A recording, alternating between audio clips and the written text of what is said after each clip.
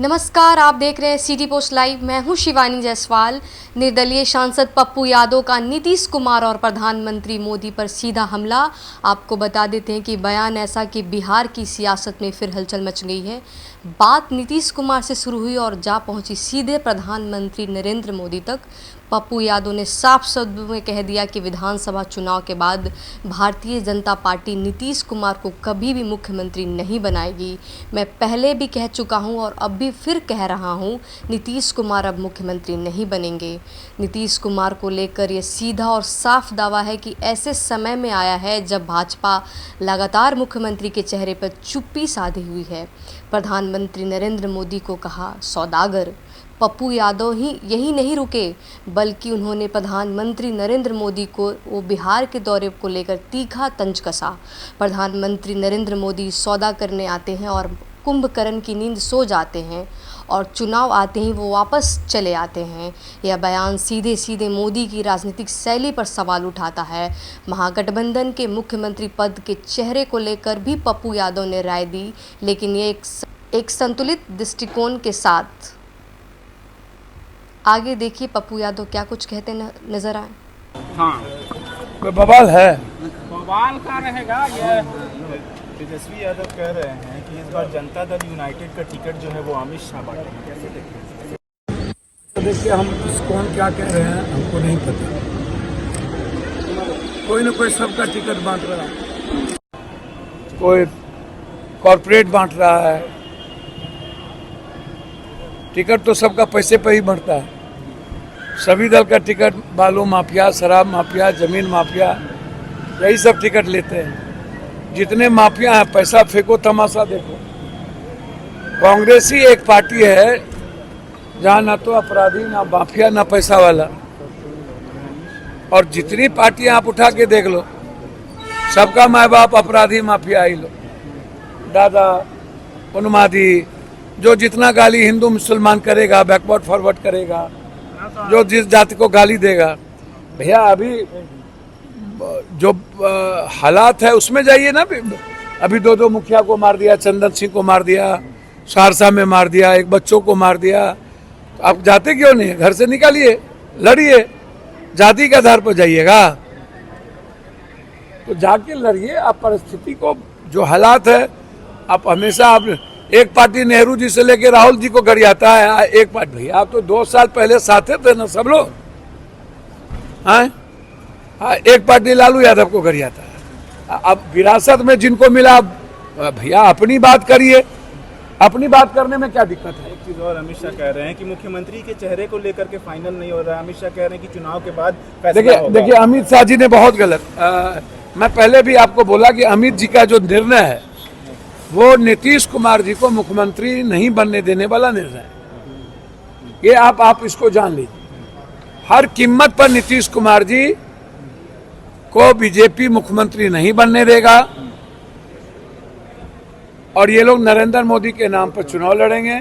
इसलिए मैं बार बार कहता हूं कि चुनाव बिहार का, राहुल गांधी जी जिस तरीके से लगातार ईबीसी, ओबीसी या रोजगार के सवाल पर, एसटी एससी के सवाल पर, आरक्षण के सवाल पर एक आवाज़ है, हम लोगों को राहुल गांधी के सवाल पर इंडिया गठबंधन को मजबूती के साथ लड़ना चाहिए।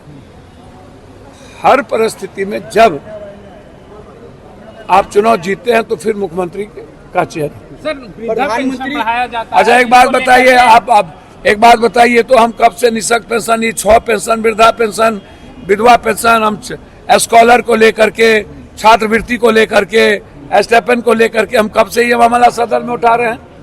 आज से उठा रहे हैं। हम 91 से इस मुद्दे को उठा रहे हैं। कब तक? और आप 1100 रुपया चुनाव के समय भोज के घड़ी कर्नाटक दे रही है 2500, तेलंगाना दे रहा है 3000।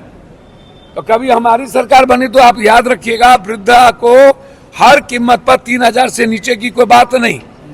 और जो बीए किया हुआ लड़का लड़की होगा, जब तक रोजगार नहीं मिलेगी, हर कीमत पर 8000 रुपया उसको मंथली दे।